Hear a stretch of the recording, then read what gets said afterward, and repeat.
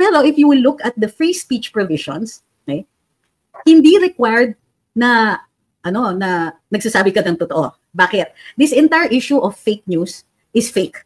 Okay. Bakit naging fake yan? Because number one, pinaka-problematic sa ating lahat is that sometimes the news can be temporarily fake. In other words, akala ng mga tao mali ka and then later on tama ka pala. So that is the problem. See, that is the problem with insisting na yung tatawagin nila na fake news kasi yung mga vloggers, fake news yan. Who gets to decide? Because you cannot pin down the truth at any given time. What is important is the pursuit of truth. Because at best, we will get a shadow of it. We will get some of it. We will not always be correct 100% of the time. It is the nature of human beings to question even the most established facts. In fact, we should encourage questioning. That's the nature. That's how we learn. And yet, here we have congressmen who belong to the dark ages. You know? Actually, they're the ones who belong in the Upper Cretaceous period. My gosh, fossils. Insisting on concepts like fake news. It's already being disproven. The idea in creating a forum like the platforms we have on the internet is for the free exchange of ideas. Okay? It's so that we can learn, so that we can develop. Scientists question all the time. Kami in law school, we were told by our professors, question it. Even if the Supreme Court said this, even if the Supreme Court said this a century ago and people are still holding it true to this day, question it, question it, question it. Why? Because that's how to expand human knowledge.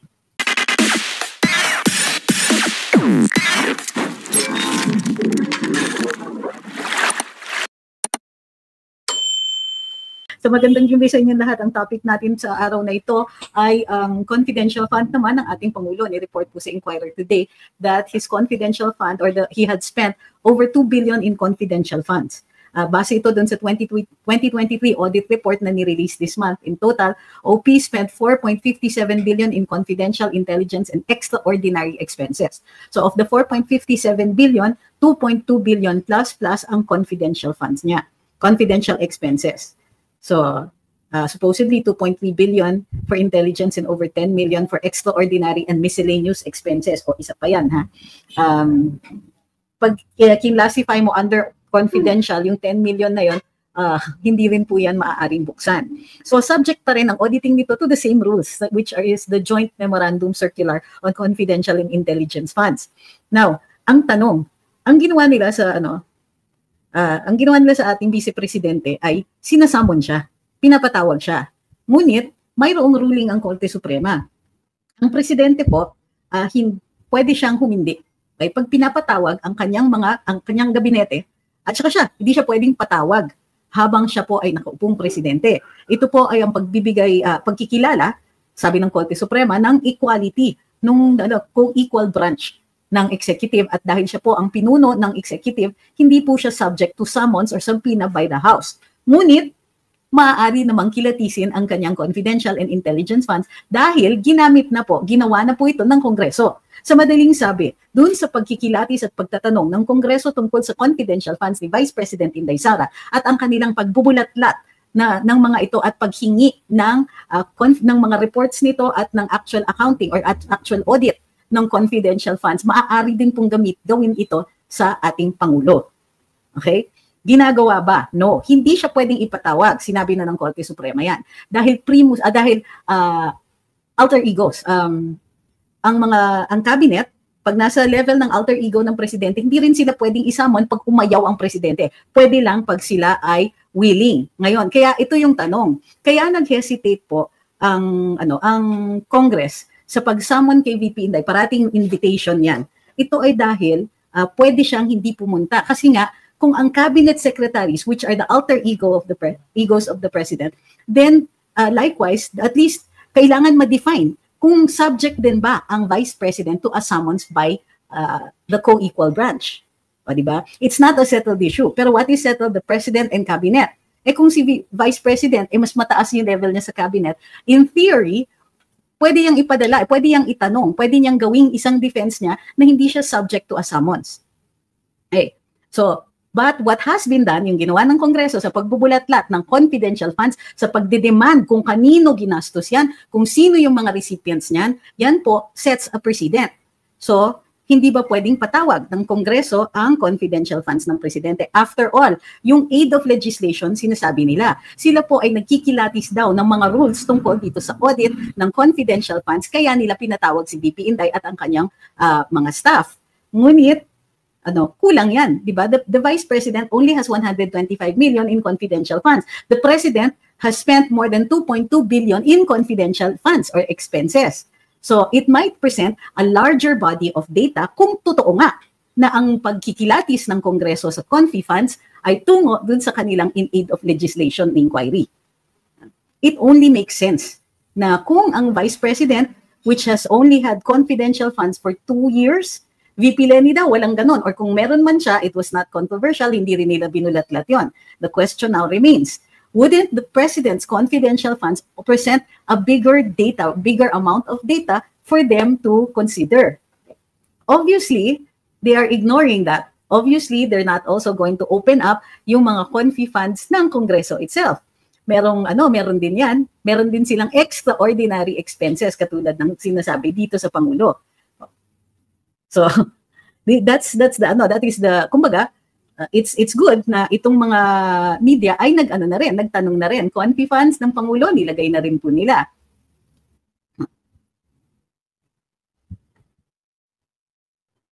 Yun. Katulad ng sa Vice President, ang confidential funds ay ginagamit for surveillance activities in civilian government agencies intended to support the mandate or operations. To support mandate or operations of that said agency. Okay? Ang difference sa intelligence funds are for intelligence agencies. Okay? Sabi ni Tita G, why not subject sa HOP? What is HOP? Budgets, Confi at Intel sa audit. What is HOP po?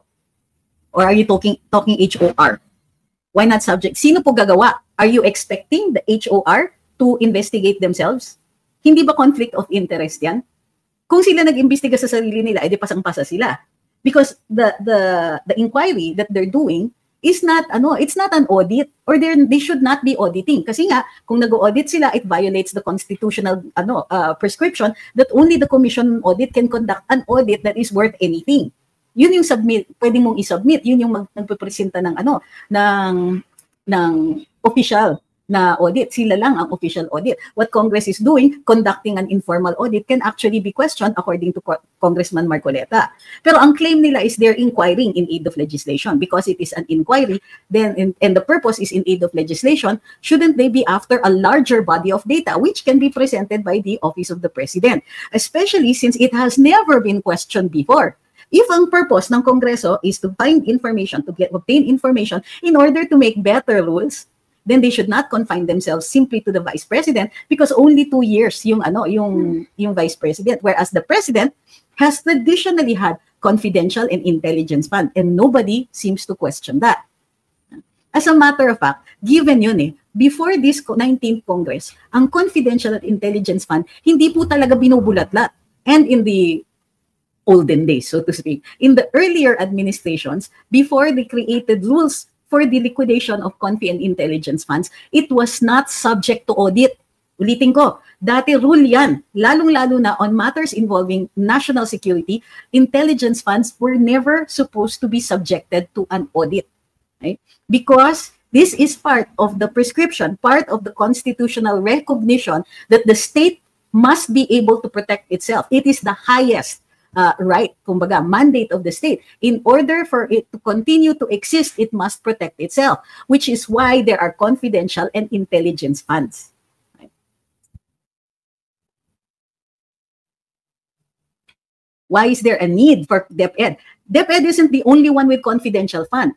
The confidential funds are given for surveillance activities of civilian government agencies, national government agencies. So, why? Because they have other mandates. For example, the DepEd stands in loco parentis of the students who are in their care. Meaning, kapag ang estudyante nasa school na o kaya nasa field trip, sila po ang teachers, ang mga opisyales ng school, they stand as the parents of the child and become responsible for their health and welfare.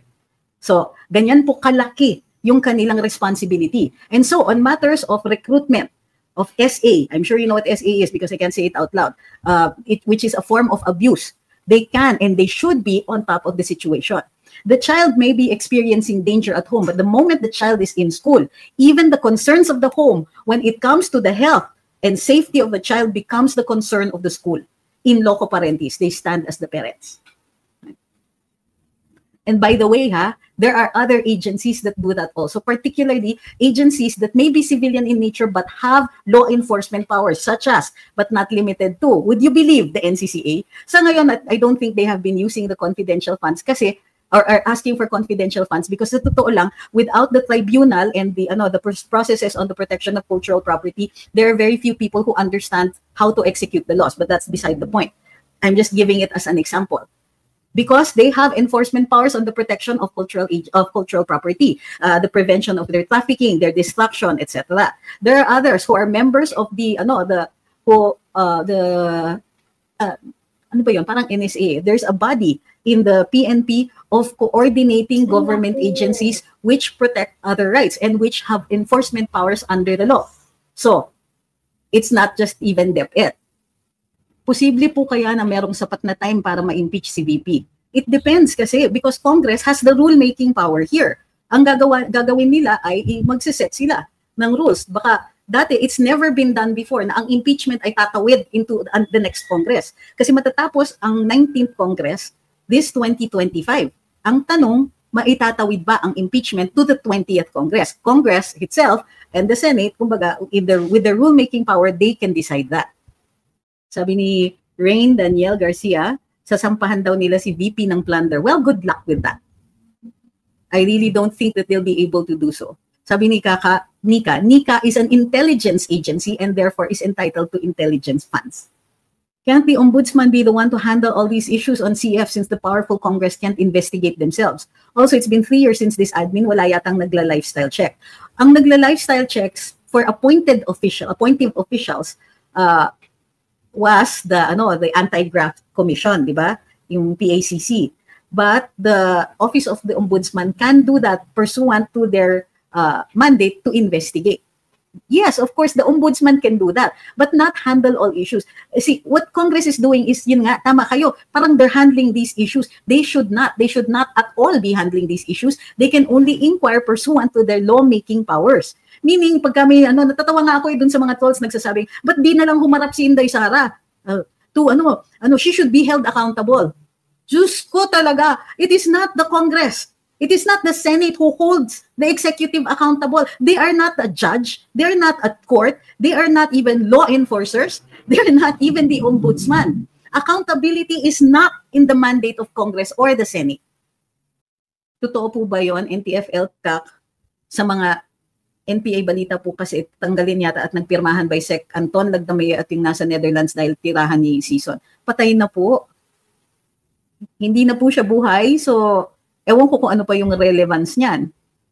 But what you're asking is, tatanggalin ba daw? Totoo bang tatanggalin? It is possible because it is only a task force. Okay? The power of the president over the civil service, he can rearrange. As head, administrative head, kumbaga, of the civil service, he has the power to reorganize and organize government. In case po, attorney, na pressure si BBM na bumaba sa pwesto, tapos si Sara nag-take over, will the impeachment be carried over to her presidency? No po. Because what they are impeaching is the vice president. If she is no longer the vice president, they have to start proceedings to impeach the president. Bakit sa tingin ninyo tinanggal ni PBBM ang PACC? It is not in his list of priorities. Read in the news, ABS-CBN, 3 uranium smugglers were caught. These isotopes are used for making nuclear weapons. It's not the first time this has happened, uranium and other, yung mga ganon, which are the basic ingredients, which is a basic ingredient for creating the warheads, the nuclear warheads. Nangyari na yan dito sa Pilipinas. It has happened before. So, I'm not surprised na meron uling ganyan. Sabi ni Dindo po, I can't comment sa Luminous. Yes, you can po, because unless you're in the other side. I don't know why po. Sabi ni Ma'am Paula, avid listener, I like na you actually explain things legally both sides. I appreciate what you're doing. Thank you. Sana pala nag-lawyer na lang ako. It's not all it's cracked up to be. Don't worry about it. Can an ordinary person take action and file a case against these congressmen who are presenting themselves as gods? Of course. lalo na yung pag-abuse nila ng contempt orders, yes, you can. Na lahat na lang pagdisang-ayon sa sagot na gusto nila. Of course, your personality to file that case will be questioned before the court because, it forms part of jurisdiction. Are you an actual party? To have an actual case, there has to be actual parties, meaning kayo po ay naapektuhan. Kayo po ay biktima. Yan. Sabi po ni Kong Chua, kaya raw sila nagpa-hearing in aid of legislation, amyendahan yung CAF na dapat malaman kung saan ginagamit at kung sinong mga tumatanggap. Yes, ma'am, I watched the same thing. At narinig ko rin po na inuulit-ulit yan ng mga nakaupo doon sa Quadcom na kailangan daw malaman nila kung paano ginagastos ito, kung sino yung tumatanggap, and so on. Actually, mali yun. Kasi nga, if they will follow the rules, kasi Congress cannot be higher than the rules. So nandun dun sa rules. Ginawaran ng Kongreso ng rule-making power yung mga national government agencies. And so they created the joint memorandum circular that set the rules for CF.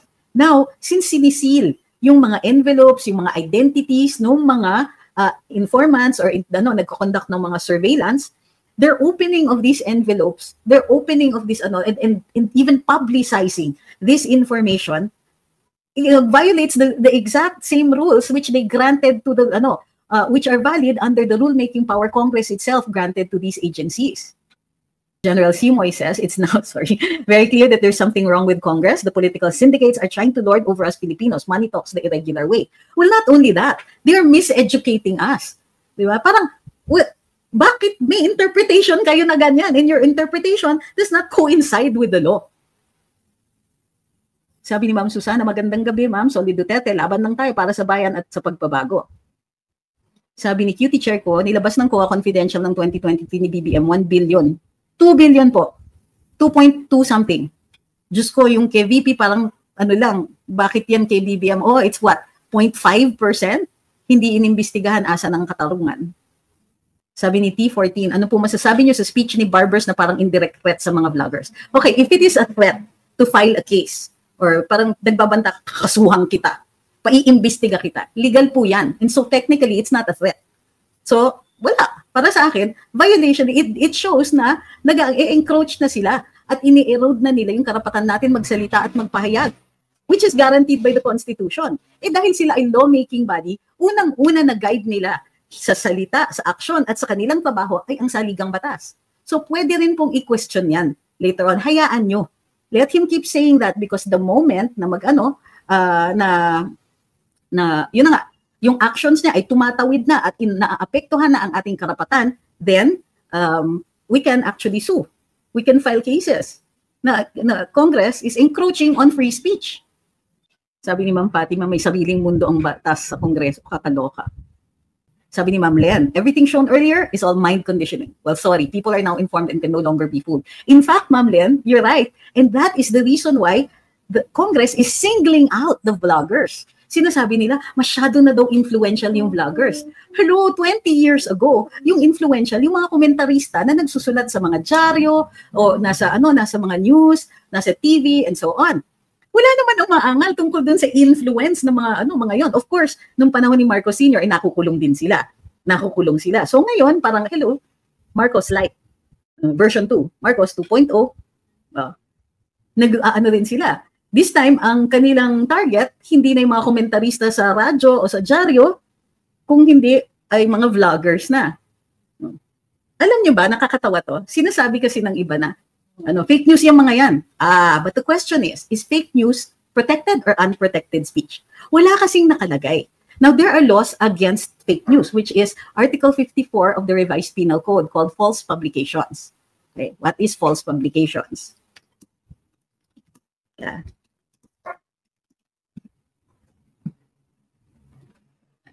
Unlawful use of means of publication and unlawful utterances. 154, my bad. Okay? 154, Article 154 of the Revised Penal Code. Bakit ayaw bumukas? Bagal, internet na naman. Patay sindi. Okay, yan. 154. 154 says, unlawful use of means of publication and unlawful utterances. Any person who by means of printing, lithography, or other means of publication shall publish or cause to be published as news any false news which may endanger the public order or cause damage to the interest or credit of the state. Now, normally, ito po ay ay by news agencies. Okay? So, any person who by the same means or by words, utterances, or speeches shall encourage disobedience to the law or to the constituted authorities or praise, justify, or extol any act punished by law. Again, the targets here are the formal media kasi publish as news, di ba? But ito, any person who praises any act punishable by law, and it has to be published by the same means, shall publish or cause, but it should be published as news or any false news, which shall encourage disobedience to the law or to constituted authorities or praise, extol, etc. So we're still talking about news. Maliciously publish or cause to be published an official resolution or document before they're officially published. Again, okay, and who shall print, publish, distribute, or cause to be printed, published, or distribute books, pamphlets, periodicals, or leaflets which do not bear the real printer's name or which are classified as anonymous. Di ba? Bakit po paano naman si BBM na 5,500 flood control na natapos na sa SONA pa siya na broadcast? Totoo yun. So, pero if you will look at the free speech provisions, okay, hindi required na nagsasabi ka ng totoo. Bakit? This entire issue of fake news is fake. Okay. Bakit naging fake yan? Because, number one, pinaka-problematic sa ating lahat is that sometimes the news can be temporarily fake. In other words, akala ng mga tao mali ka and then later on tama ka pala. Okay, yung classic example dyan would be of course Galileo who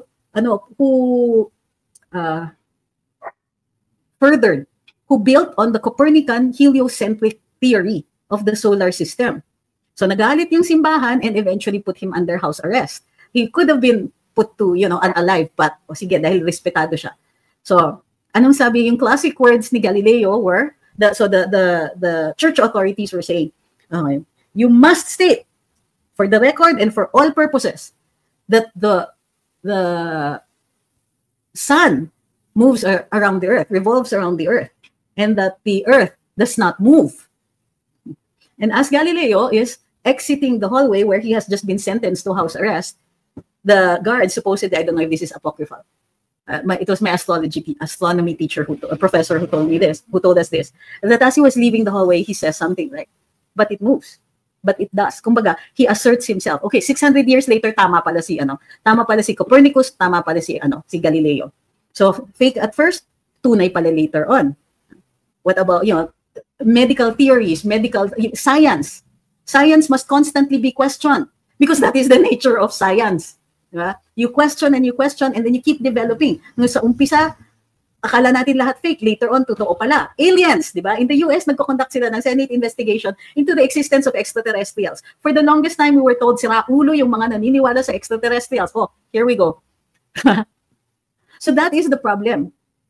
See, that is the problem with insisting na yung tatawagin nila na fake news kasi yung mga vloggers, fake news yan. Who gets to decide? Because you cannot pin down the truth at any given time. What is important is the pursuit of truth. Because at best, we will get, a shadow of it. We will get some of it. We will not always be correct 100% of the time. It is the nature of human beings to question even the most established facts. In fact, we should encourage questioning. That's the nature. That's how we learn. And yet, here we have congressmen who belong to the Dark Ages. Actually, they're the ones who belong in the Upper Cretaceous period. My gosh, fossils. Insisting on concepts like fake news. It's already being disproven. The idea in creating a forum like the platforms we have on the internet is for the free exchange of ideas. Okay? It's so that we can learn, so that we can develop. Scientists question all the time. Kami in law school, we were told by our professors, question it. Even if the Supreme Court said this, a century ago and people are still holding it true to this day, question it. Why? Because that's how to expand human knowledge. But no. O yan, tama si Brutal Noodles. Who is the arbiter of truth? Nag-iisip ba si Migs? Apakan na nilang freedom of speech? Yes. Eto na sila. They're saying, troll farms. Ako, how ironic. I'm sorry. Understand why this is ironic. I'm sure you will know why I'm saying how ironic that this woman, if you look at the comment section, certainly ought to know what troll farms are. No, so wait, I believe in aliens and I know I'm not crazy, yet I'm open to any kind of theories, but I know what's real, and not congressmen are still, and not the congressmen, they're still living in the medieval era, out of touch and ignorant. I think they belong to the period of the Black Plague. Okay, so I apologize that this is a very short live because I have an appointment at 8:30. However, I need you to think about this because later on the third live, later at midnight, we will talk about why fake news, the concept of fake news must be obliterated because that is what they are using to hit on us. Okay? The idea is supposed to be a free marketplace. We're supposed to be able to sell our ideas. That's why you use persuasiveness, you use logic, you use evidence. You do what you can to persuade other people of the righteousness or even the correctness of your theories. But this is, again, in pursuit of the truth. Pursuing it, we should be free to pursue the truth. There is no monopoly on what the truth is, which is basically what Maria Ressa used to keep saying. Hindi kasi kami yung mga journalists, we vet our facts. We have info, we have a chuchuchu, ganyan. It's their job. Of course not. Because not every single reporter will know what the law is. Not every single reporter will have the technical know-how. Not every single journalist or commentator will have the in on the science, on the whatever. But there's so much knowledge in the world. They can't say na sila lang yung tama. Nor can the congressmen say that in the pursuit of our truth, we have to be shut down. Bakit? Kailan nangyari na pwede yun? Sabi ni Tatay 888, the irony of Kong barbers reacting against the influencers gaining influence. Porbida. Yeah? So muli, maraming salamat sa pagsubaybay because I have an 8:30 appointment. I apologize.